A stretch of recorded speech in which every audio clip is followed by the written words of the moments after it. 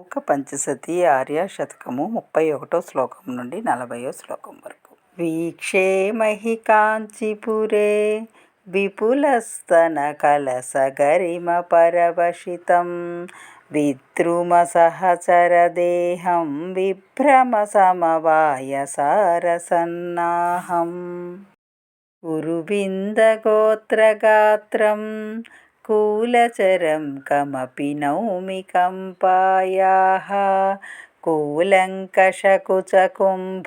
కుసుమాయుధవీర్యసారసంరంభం కుట్మలితకుచకిశోరైః కుర్వాణైః కాంచిదేశసౌహార్దం కుంకుమశోణైర్నిచితం కుశలపథం Shambhu సుకృతసంభారైః అంకితకచేన కేనచిత్ అంధం కరణౌషధేన కమలానాం అంతఃపురేణ శంభోః అలంక్రియా copy కల్ప్యతే కాంచ్యాం ఉరరీకరోమి సంతతమూష్మళఫాలేన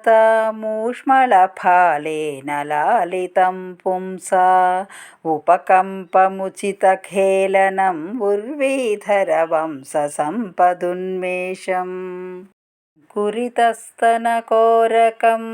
అంకాలంకారమేకచూతపతేః ఆలోకే మహికోమలం ఆగమసంలాపసారయాథార్థ్యం పుంజితకరుణముదంచిత సింజితమణికాంచి కిమపి కాంచీపురే మంజరితమృదులహాసం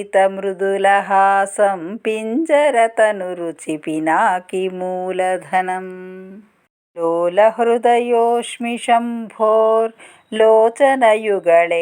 లేహ్యమానాయాం లాలితపరమశివాయాం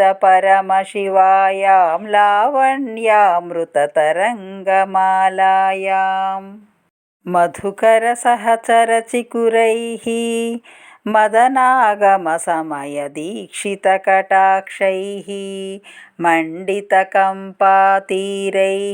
మంగళకంदैर्ममास्तु సారూప్యం వదనారవిందవక్షో వామాంగతటీవశంవదీభూతా పురుషత్రితయే Treta పురంధ్రీరూపా త్వమేవ కామాక్షి. శ్రీమాత్రే నమః.